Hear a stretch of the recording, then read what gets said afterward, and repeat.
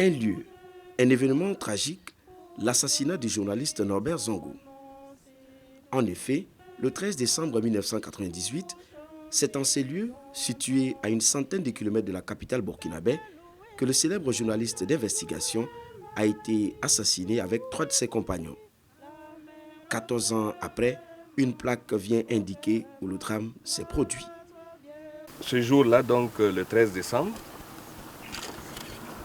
Norbert qui se rendait à son ranch en Sicile a été tué exactement ici. La route était complètement dégradée. Donc quand vous arrivez ici en voiture, vous êtes obligé de ralentir. Vous êtes totalement obligé de ralentir. Donc quand la voiture de Norbert est arrivée ici, ils ont dû ralentir, quasiment même stopper pour pouvoir avancer le plus lentement possible. Et donc, au moment où ils ont ralenti, il y a des hommes, là où il y a la plaque, ce côté-là, c'était la brousse, hein.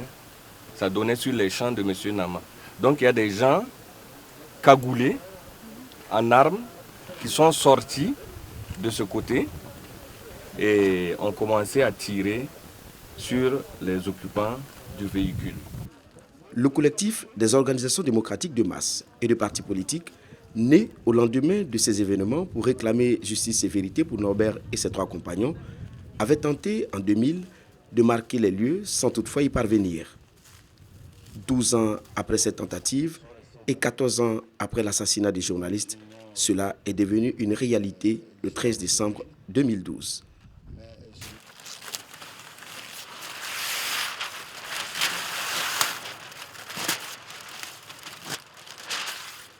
Défenseurs des droits humains, journalistes et artistes musiciens, tous se réjouissent de cet acte, un pas de plus sur le chemin de la justice et de la vérité. Aujourd'hui, vraiment, c'est un sentiment de satisfaction qui m'anime parce que on a enfin le lieu précis où ce grand journaliste, ce grand reporter a été assassiné. Il y a beaucoup de gens qui ne s'imaginent pas l'horreur. Il faut qu'ils l'aperçoivent, il faut qu'ils la voient. Et donc, en plus, ça permet à ceux-là qui n'ont pas été sensibilisés à l'époque de ce drame, de voir, ne serait-ce que par curiosité, d'être poussés à se renseigner sur qui était Norbert Zongo, qu'est-ce qu'il faisait, pourquoi est-ce qu'il dérangeait les politiques à l'époque et pourquoi il a été assassiné de cette manière-là. Bon, voilà. Donc c'est vraiment important de marquer ce lieu-là pour que les mémoires puissent continuer à faire leur travail et que le souvenir de Norbert reste encore dans la tête des gens jusqu'à ce que lumière se fasse. Présents à cette cérémonie, les membres de la famille de Norbert Zongo, dont son frère et son fils. Bon, ça me rappelle vraiment les premières heures de son assassinat. Ça me fait quand même un peu bizarre aujourd'hui. Mais je pense que la vie doit prendre le dessus sur la mort. Voilà. Aujourd'hui, on est, ne serait-ce qu'un début de stèle pour pérenniser les lieux.